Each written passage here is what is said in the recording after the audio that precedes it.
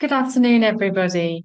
My name's Christiana Davidson. I'm a psychotherapist and I'm a hypnotherapist. I'm very grateful to be. I work with some of the most incredible clients all over the world. And it's my great privilege to do this work in the area of narcissistic abuse, particularly in childhood, and in how that impacts us in adult relationships. Now, today we're looking at something that's going to take us quite deep in down the rabbit hole.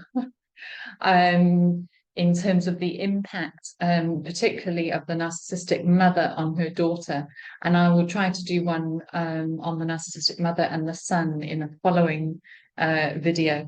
The title today is, oh, and also please subscribe to my channel if it's your first time here. You're so welcome. And I hope you find this and my other videos to be of support to you in your healing journey. So today's title is The Gender Agenda of Narcissistic Mothers.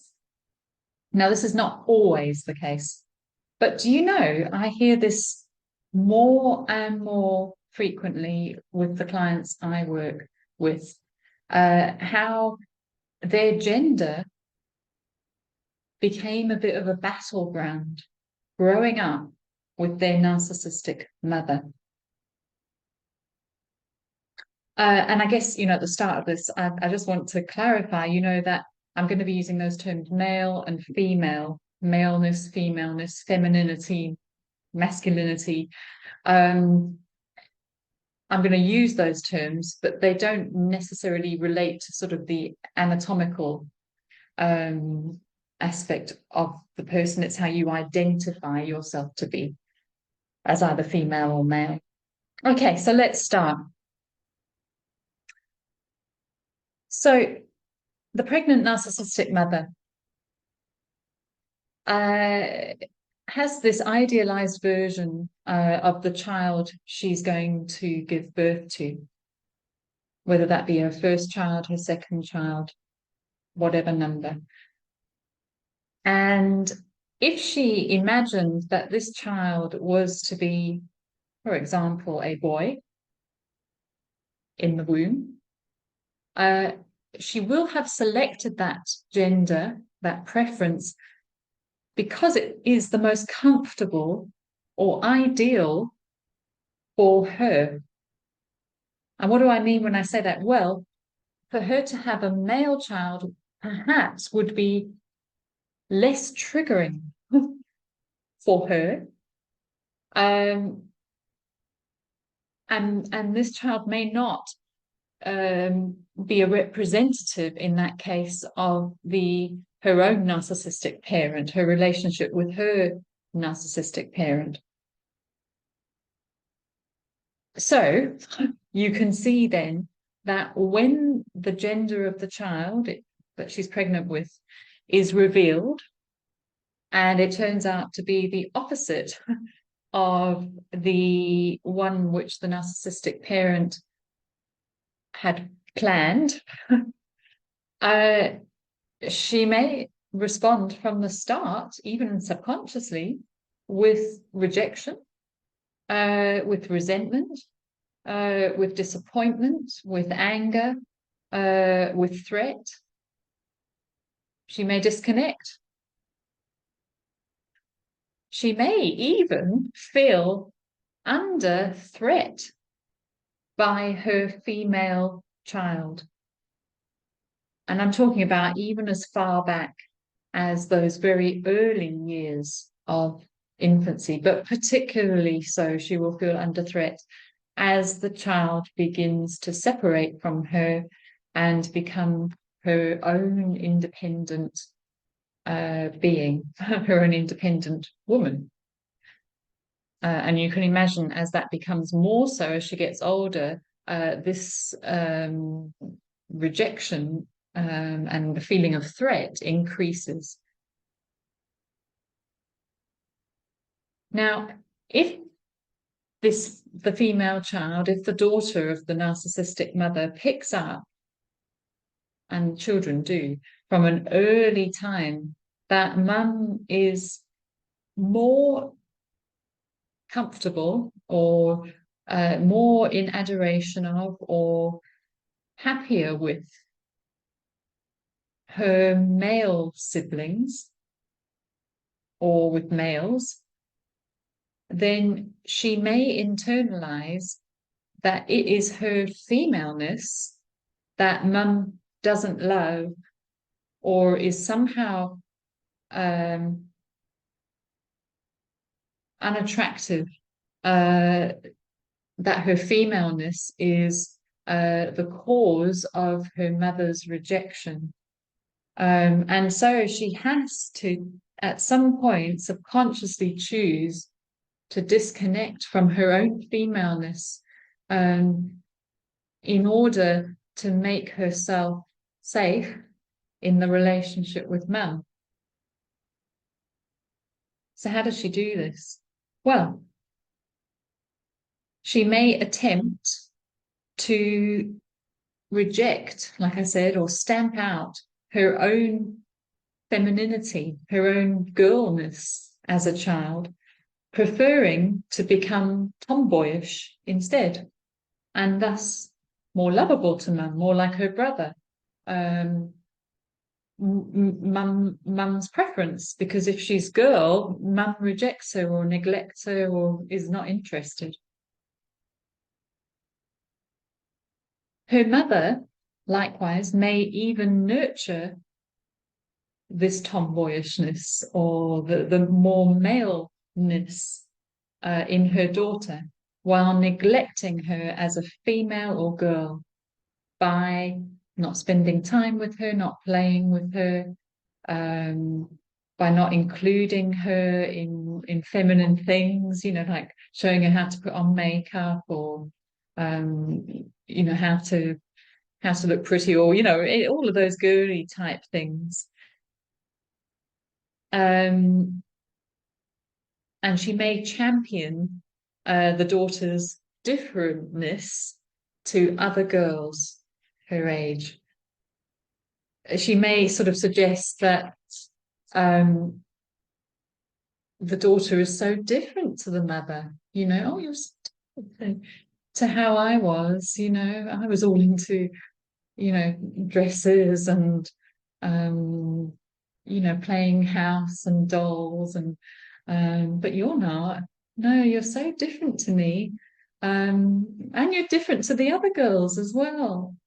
And it sounds sort of like is it a compliment or is it a criticism? It's very confusing. It's a mixed sort of message.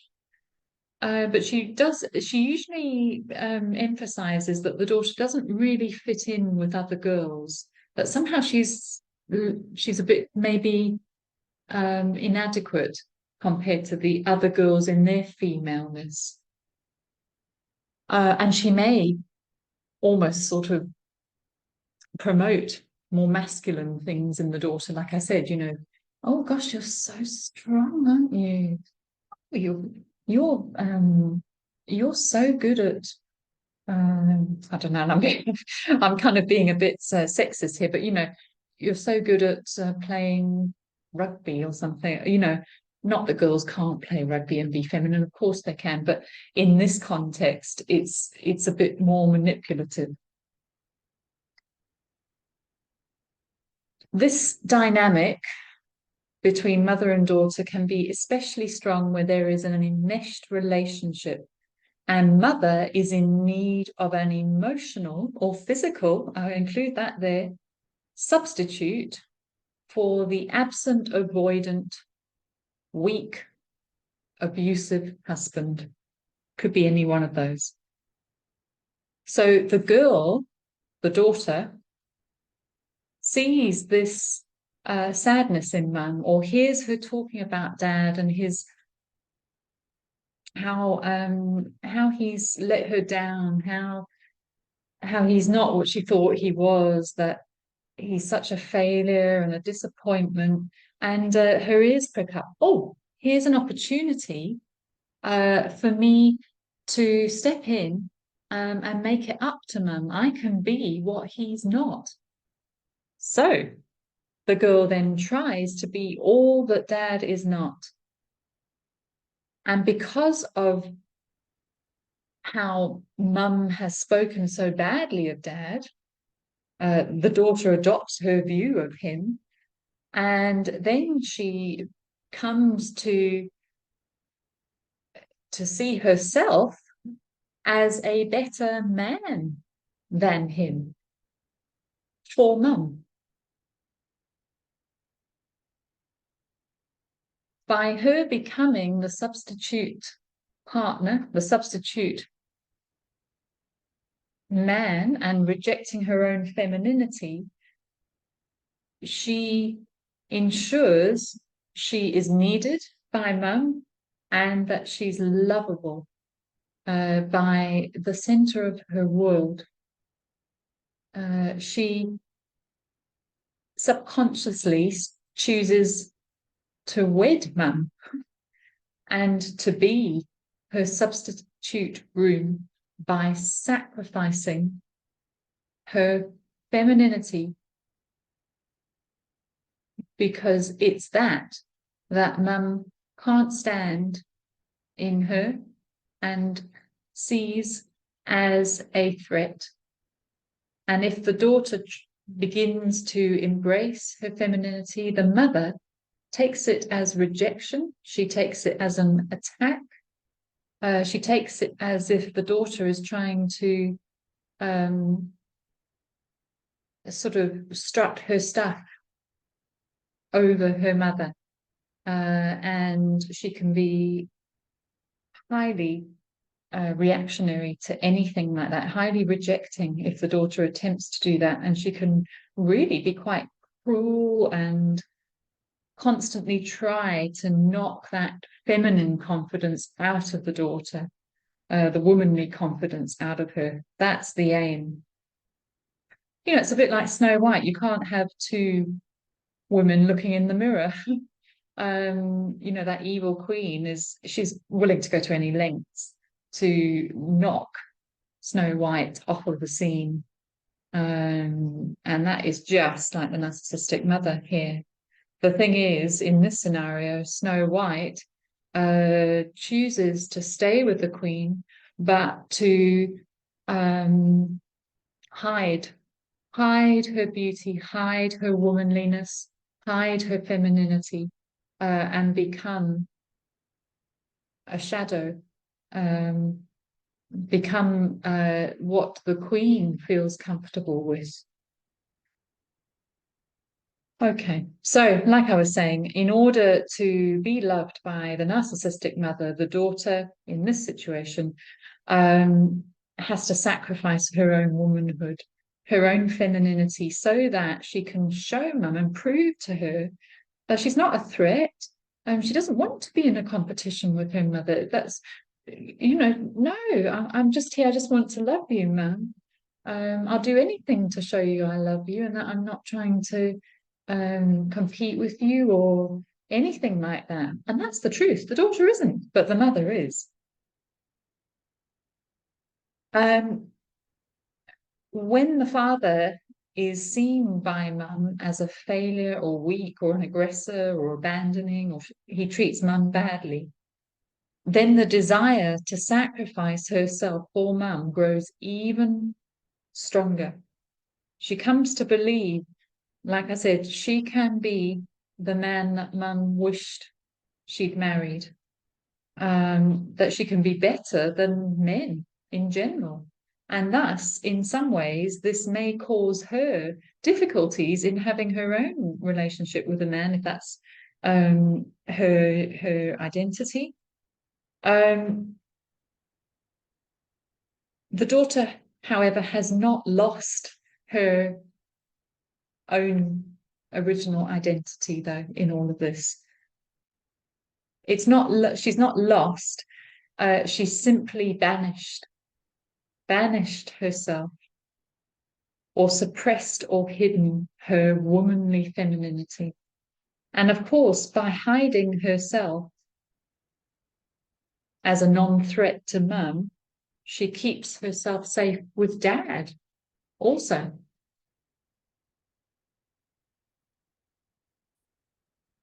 Especially if there has been any sort of inappropriate or boundary violations in terms of sexual abuse or perversion in the relationship with the father. So the daughter protects herself by becoming this ideal male partner or maleness.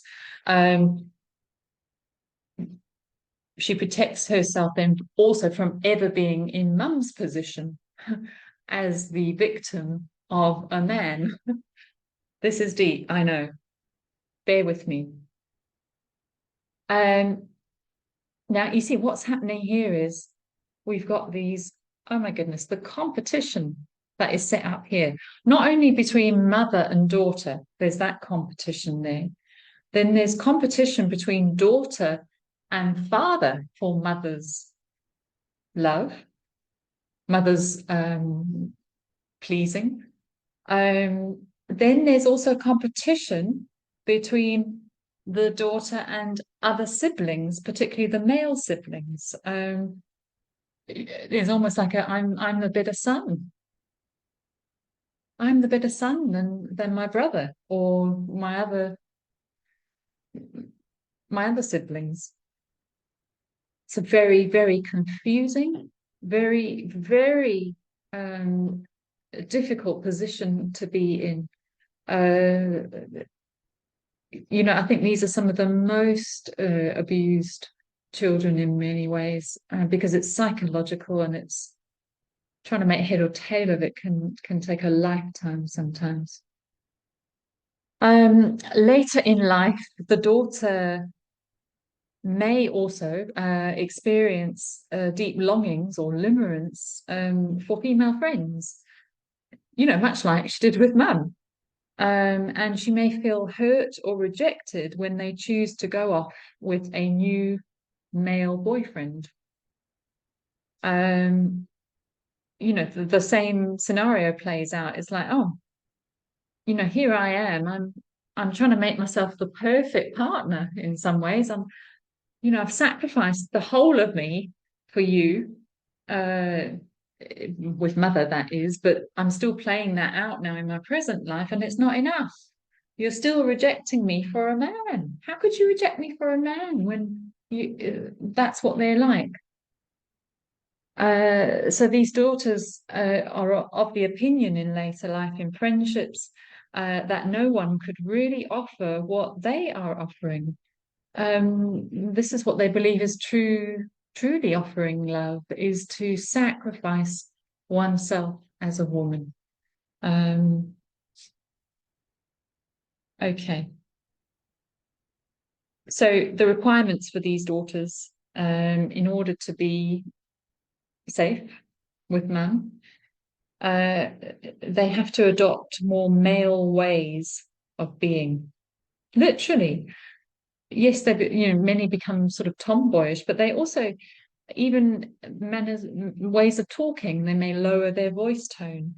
They may take on sort of boyish mannerisms or ways of interacting, sort of pushing and shoving and that sort of thing. Or they may sort of feel more at ease with the boys. Because that's what they've been sort of grooming themselves to be, or learning to be, rather. And she does all of this to hide her vulnerable, unlovable femaleness at the core. And of course, when she enters puberty, this can be so tough for these daughters because their bodies are expressing womanliness, and it's a threat. It's a threat to the narcissistic mother, but it's a threat to them too. It's like, oh my goodness, my body is making me a threat to my mother. And so you can see here where eating disorders come in. Many, develop sort of anorexic tendencies, try to control the body that way, or some even go for surgery to try to halt the body expressing womanliness, because that is the enemy. They almost want to keep their bodies as young boys, in some ways. Okay. Right, I think we're almost at the end here.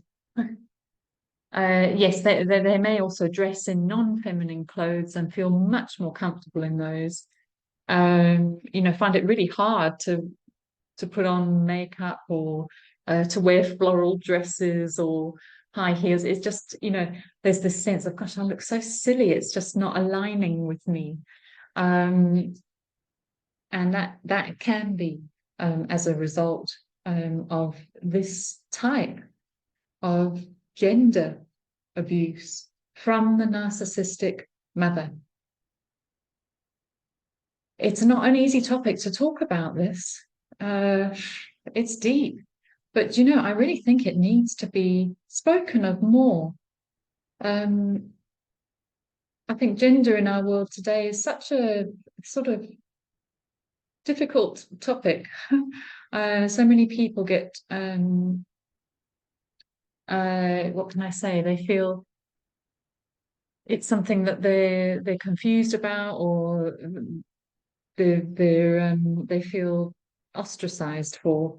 And like I said at the beginning here, we're talking about how you identify, what gender you identify as, male or female, regardless of the anatomical presentation.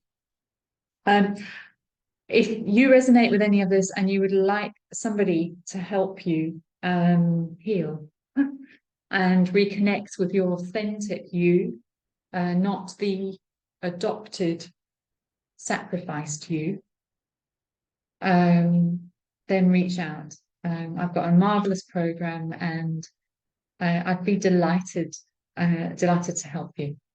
Take care, everybody. Bye now.